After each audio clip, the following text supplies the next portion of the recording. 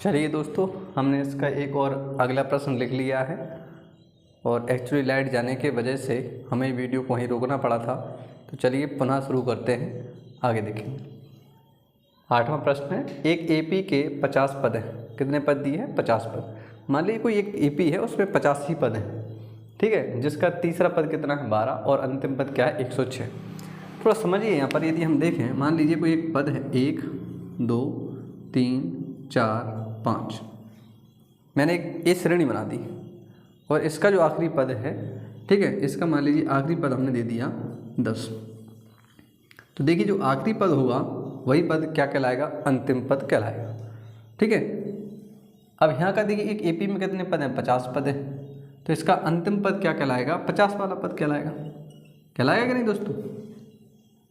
ठीक है, तो ये हमें थोड़ा समझना है। यहाँ तीसरा पद कितना है? 12 और अंतिम पद 106, तो अंतिम पद क्या कहलाएगा? 150। 150 बराबर हम क्या लिखेंगे? 106। आगे इस प्रश्न को हम समझते हैं धीरे से, ठीक है।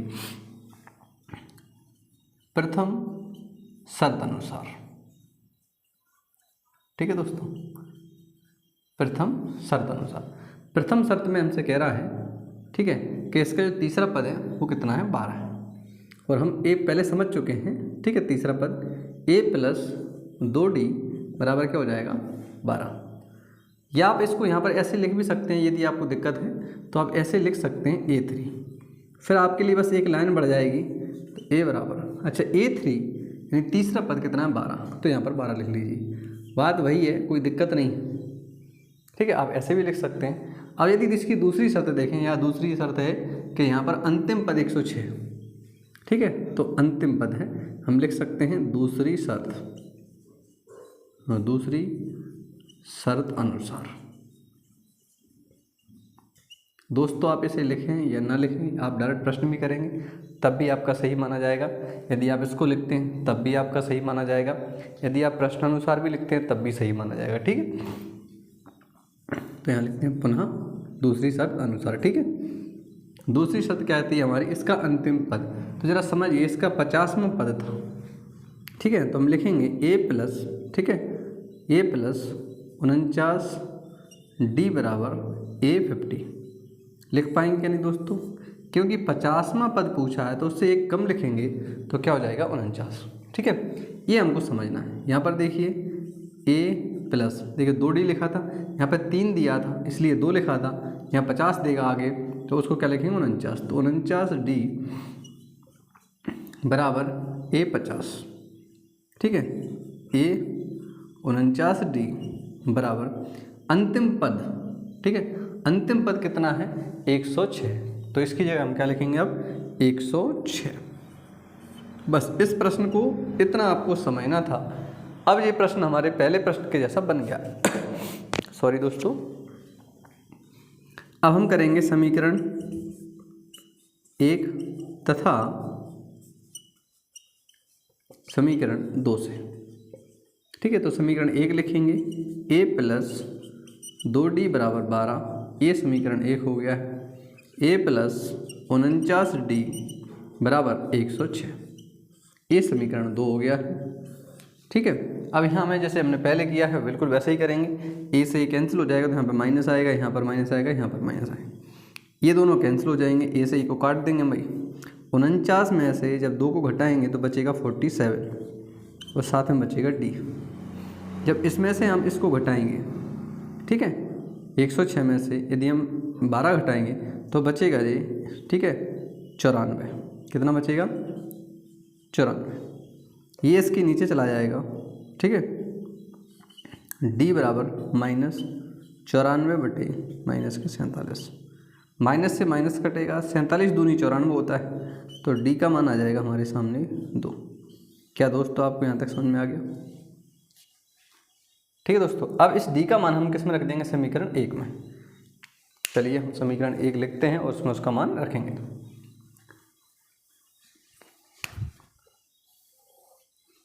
ये समीकरण 1 दिया है हमारा, यहाँ समीकरण 1 लिखा है a+ 2d बराबर 12। ये हमारा समीकरण क्या था? 1 था। उसमें हमें काय का मान रखना है? d। जहाँ d लिखा है वहाँ पे क्या लिख दीजिए? 2। तो यहाँ d लिखा था, यहाँ पे हम क्या लिख देंगे? 2। a प्लस 2 मल्टीप्लाई d का मान 2 बराबर क्या लिखेंगे 12, इन दोनों का गुणा कर देंगे। a प्लस 2 दूनी 4 बराबर क्या हो जाएगा 12, ये उस तरफ जाएगा a बराबर 12, ये 8 पहुँचेगा उस तरफ तो क्या बचेगा 8, तो a का मान क्या आ गया हमारे सामने 8। दोस्तों a का मान निकाल लिया है, देखिए हमने a का मान निकाल लिया है और यहाँ का मान निकाल लिया है d का।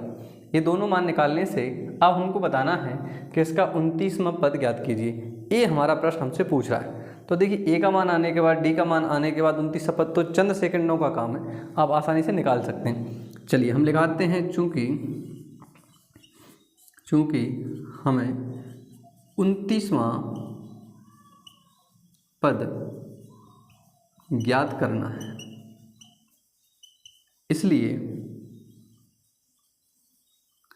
ठीक है दोस्तों, इसलिए हम क्या लिखेंगे a 29 बराबर a प्लस ठीक है 28d।